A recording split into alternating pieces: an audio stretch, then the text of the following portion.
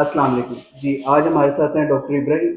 इनसे हम सीखेंगे कि ग्रोथ मॉडिफिकेशन की अप्लाइंसेस की बाइट कैसे लेते हैं। जी डॉक्टर इब्राहिम बताइएगा कि जी ग्रोथ मॉडिफिकेशन की अप्लायंस की बाइट कैसे लेते हैं। ठीक है। हमारे पास एक पेशेंट है और इसका हमने सोचा है कि इसको हमने मैंडिबुलर एडवांसमेंट करना है, ग्रोथ मॉडिफिकेशन, और उसको हमने देना है ट्विन ब्लॉक। तो उसके लिए हमारे कुछ रिक्वायरमेंट्स होते हैं, जो मेनली 3 पॉइंट्स है जो हमें पहले से पता होना चाहिए। एक है जो मिड लाइन है, कि मिड लाइन कहाँ पर है, लिटरल लेफ्ट साइड पे शिफ्ट है या राइट साइड पे शिफ्ट है या बिल्कुल ऑन है अपर के साथ। एक दूसरी बात यह है कि हमारे पास जो एंगल है वो हाई है या लो है, क्योंकि उसकी बेस पे हमने रिम थिकनेस रखना है। और तीसरी बात यह है कि हमने मैंडिबल को कितना एडवांस करना है, और उसके लिए हमारे पास एक वैल्यू होनी चाहिए जो है ओवरजेट। तो ये 3 वैल्यू है। एक है मिड लाइन का। जी, एक मिडलाइन का रिलेशन हमें नोट होना हम्म चाहिए। दूसरा है कि हमारा ओवरजेट कितना है। हम्म दो कंपोनेंट अभी आपने बताए। हाँ, मिड लाइन का ये है ना कि अगर हमारा मिड लाइन पहले ऑन है तो बाद में भी ऑन होना चाहिए। और दूसरी बात ये है कि एडवांसमेंट, उसको हम कैसे देखते हैं। अगर हमने किसी पेशेंट का सोचा है कि इसका हमने 6 mm एडवांस करना है, तो उसके लिए हमारे पास पहले जो ओवरजेट है, सपोज हमारे पास 10 mm ओवरजेट है, तो बाद में हमारे पास अगर हम 6 mm एडवांसमेंट करते हैं तो 4 mm ओवरजेट होनी चाहिए। ठीक है। तीसरी बात यह है कि जो पोस्टीरियर बाइट की जो थिकनेस है या हाइट है रिम की, वो कितनी होनी चाहिए। वो नॉर्मली हमें जो लो एंगल पेशेंट है या नॉर्मल एंगल पेशेंट है, उसमें हम 3 to 4 mm रखते हैं, ताकि उसमें एक्सट्रूजन ना हो और इंट्रूजन ना हो, और लो फेस में ना चला जाए। और जो हाई एंगल केसेस है, उसमें हम 6 mm रखते हैं, ताकि थोड़ी सी एक्सट्रूजन इंट्रूजन हो और फेस नॉर्मल की तरफ आ जाए। और पोस्टीरियर बर्ड ब्लॉक की जो थिकनेस है वो हम किस तरह मेजर करते हैं, उसके लिए ये होता है कि हम एक अपना रेफरेंस पॉइंट बनाते हैं इंटीरियरली, पेशेंट से धीरे धीरे मुंह बंद करवाते हैं, और हम उस पॉइंट पे रोकते हैं कि जहाँ पे हमें लग रहा है कि पोस्टीरियरली हमारे पास 6 mm का गैप है। ठीक है। और ये हम अभी आपको क्लिनिकली पेशेंट पे दिखाते हैं। हेलो एवरीवन, मेरा नाम डॉक्टर मोहम्मद इब्राहिम है, और आज हम इस पेशेंट का बाइट रजिस्ट्रेशन या बाइट लेंगे, जिसमें हमने ये प्लान किया है कि हमने मैंडिबल को एडवांस करना है ट्विन ब्लॉक के थ्रू ग्रोथ मॉडिफिकेशन का। तो उसके लिए हम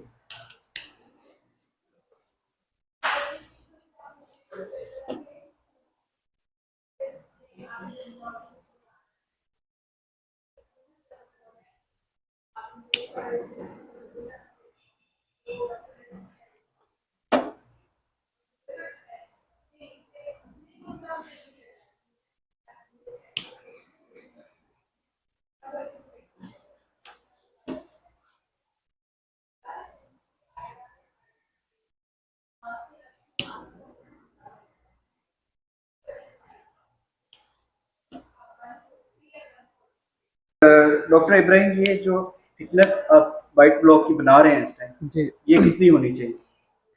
ये थिकनेस डिपेंड करता है आपके एंगल पे, कि आप हाई एंगल है पेशेंट या लो एंगल है। तो नॉर्मली जो लो एंगल है या नॉर्मल है, उसमें हम 4 mm रखते हैं थिकनेस, और जो हाई एंगल होते हैं उसमें हम 6 mm रखते हैं, ताकि एक्सट्रूजन ना जी। अब सपोज हम 6 mm की बाइट ले रहे हैं। हो। जी अब हमारा प्लान है कि हमारा पोस्टीरियर ब्लॉक 6 mm होना चाहिए। जी। उसके लिए ये जो अभी आप बाइट ब्लॉक बना रहे हैं, हम्म ये कितना होना चाहिए। ये 6 mm से ज़्यादा होना चाहिए, अगर हमने 6 mm थिकनेस का सोचा है, क्योंकि इसमें जो इंटरडिजिटेशन है दांतों की वो भी आने हैं। तो उसके लिए हम इसको अगर हमने 6 mm थिकनेस का सोचा है, तो 8 to 9 mm इसको थिकनेस इसका रखते हैं।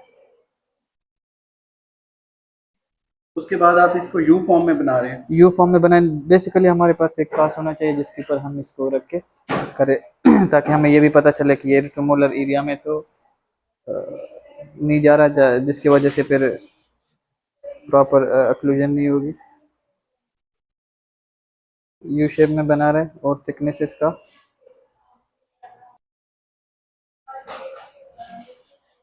ये आप इसकी थिकनेस मेजर कर रहे हैं जी, कि कितना थिक है। थिकनेस इसका ऑलमोस्ट आप ये देख ले 9 थिकनेस इसका कितना है? 9 mm। थिकनेस अब ये सपोज हमारे पास कास्ट है, लोअर का। इस पे आप क्या चेक कर रहे हैं? इस पे हम ये चेक कर रहे हैं कि हमारा जो रिम है ये एक्सटेंडेड ओवर एक्सटेंडेड तो नहीं है, जहाँ रेट्रोमोलर पेड एरिया पे आ जाए और उस वजह से फिर प्रॉपर बंद ना हो। ठीक, मतलब ये हमारे 6-7 के एरिया तक वाइट ब्लॉक होना चाहिए।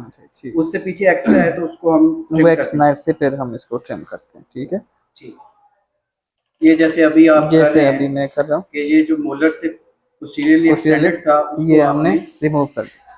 ठीक हो गया। ठीक है, अब इसके बाद हमने पेशेंट का मिडलाइन चेक करना है कि मिडलाइन कहाँ पर है। ठीक है,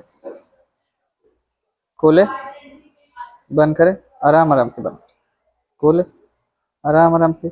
हाँ, अपना जबड़ा लेके आए ऊपर आगे और खोले, अब आराम आराम से आगे लेके आके बंद करें। ठीक है, खोले, आगे लेके आए। जैसे आपने पहले हमें बताया हाँ। कि 3 कंपोनेंट है, एक जी। कंपोनेंट है मिड लाइन का, जी, वो हमने जो है वो ऑब्जर्व कर लेनी है। सपोज पेशेंट की मिड लाइन ऑन है या राइट पे शिफ्ट है या लेफ्ट पे शिफ्ट है।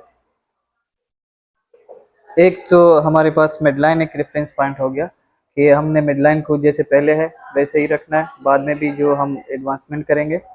और दूसरी बात यह, इससे हमें ये भी पता चलेगा कि दोनों साइडों का इक्वली एडवांस हो गया है, जी, लेफ्ट और राइट का। मतलब अगर एक पेशेंट का मिड लाइन ऑन है तो वो जब आपने बाइट लेनी है, एडवांस करना है, तो वो ऑन रहनी चाहिए। ऑन रहनी चाहिए। और अगर उसकी राइट साइड पे 2 mm शिफ्ट है तो जब आप एडवांस करें तो आपका तब भी 2 mm शिफ्ट होनी चाहिए। राइट। और अगर सपोज वो लेफ्ट पे है तो तब भी अगर आप एडवांस करें तो लेफ्ट पे शिफ्ट होनी जो चाहिए। आपका मिड लाइन का रिलेशन पहले है वो बाद में भी होनी चाहिए। बाइट जब आप लें एडवांस करें तो वही रिलेशन होना चाहिए। ठीक, ये एक कंपोनेंट।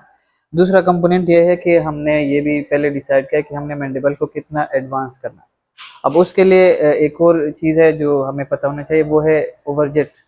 अगर हमारे पास ओवरजेट 10 mm है और हमने सोचा है कि हमने मैंडिबल को 6 mm एडवांस करना है, तो एट द एंड हमारे पास 4 mm ओवरजेट होना चाहिए। ठीक, दूसरी जो थर्ड पॉइंट है वो है थिकनेस ऑफ पोस्टीरियर। उसको हम इस तरह देख सकते हैं कि पेशेंट से मुंह खोले और एडवांस आगे लेके आए, आराम आराम से बंद करें। अब इसको हम बस इसी इधर ही रखना। अब इसको हम यहाँ से देख सकते हैं क्लिनिकली कि जो पोस्टीरियरली है वो ऑलमोस्ट 6 mm का थिकनेस है, 6 mm ओपन है बाइट पोस्टीरियरली। तो इस अब हमने जब बाइट लेनी है तो इसी पोजीशन पे बंद करना है और इसी पोजीशन में बाइट लेनी है। मतलब ये है कि हमने बाइट लेने से पहले पेशेंट का हमने ओपन करवा के मुंह आहिस्ता आहिस्ता बंद करवाना, उस पॉइंट पे रोक लेना है जिस पॉइंट पे पोस्टीरियरली हमारा 6 mm गैप हमें नजर आ, फिर हमने उस पॉइंट को नोट कर लेना है। और जब हमने बाइट लेनी है तो हमारी इंटीरियर पे उतनी स्पेस होनी चाहिए, उतनी होनी चाहिए। सपोज वो किसी पेशेंट में वो एज टू एज होगा, जो किसी में 4 mm ओपन बाइट होगी, किसी में 6 mm ओपन बाइट। जी, ठीक हो। इसलिए हमारे पास 3 कंपोनेंट थे, एक मिडलाइन का था, एक मिडलाइन और एक एडवांसमेंट, कितना हमने एडवांस करना है। और तीसरी कंपोनेंट है कि एडवांसमेंट में अगर पेशेंट का पहले ओवरजेट 10 mm है 10 mm और हमारा plan let's suppose 6 mm advancement है, तो जब हम बाइट लें तो हमारे पास 4 mm ओवरजेट बचा होना चाहिए। ठीक, और तीसरा कंपोनेंट ये है कि posteriorly bite block thickness suppose किसी पेशेंट में हमारा प्लान है कि पोस्टीरियर जो है वो 6 mm थिक होने चाहिए। उसके लिए हमने बाइट लेने से पहले पेशेंट का मुंह एडवांस करवा के आहिस्ता आहिस्ता बंद करते जाना है। तो जब ओपन होगा तो पोस्टीरियर गैप बहुत ज़्यादा है, जब पेशेंट आहिस्ता आहिस्ता बंद कर रहा है तो पोस्टीरियर गैप कम होता जाएगा। उस पॉइंट पे हमने रोक देना है जब पोस्टीरियर जो है 6 mm थिकनेस हमें या गैप हमें फील हो जाए। ठीक हो, उस पे हमने रोक और उस पॉइंट को हमने नोट कर लेना है। वो पॉइंट हो सकता है इंटीरियरली एज टू एज हो या 4 mm स्पेस हो या फिर 4 mm ओपन बाइट हो, 10 mm ओपन बाइट हो, या किसी पेशेंट में हो सकता है वो 2 mm ओवर बाइट हो। ठीक है, अब हमने ये यू बनाया हुआ है और इसको हम प्लेस करते हैं। ठीक है, एक दफा फिर से हम पेशेंट से देख लेते हैं, खोले, आगे लेके आए, हाँ आराम आराम से बंद करें, ठीक है, बस इधर ही रख, ठीक है। अब मैंने इसको अपनी जो बंद करे, बस एक क्लिनिकली जजमेंट मैंने की है कि यहाँ तक हमने इसको ओपन रखना है। इस टाइम आपने 3 चीजें नोट की हैं, मिडलाइन का रिलेशन, जो मिडलाइन रिलेशन जी, जो वो भी सेम है, एग्जैक्ट वही है, एग्जैक्ट वही है। और ओवरजेट ओवरजेट हमने देखा कि ओवरजेट इस पेशेंट में 10 mm है 10 mm और हम 6 एडवांस कर रहे हैं। 6 एडवांस है तो 4 mm। अब आपने इस टाइम नोट किया हुआ है कि यहाँ पे 4 mm 4 mm ओवरजेट है। ठीक और थिकनेस का हमने पोस्टीरियर रिम थिकनेस का देखा कि जो पोस्टीरियरली हमें गैप नजर आ रहा है वो है 6 mm ऑलमोस्ट, वो पॉइंट आपने नोट कर लिया। अब आप इस पे बाइट लेंगे, ठीक है। खोले,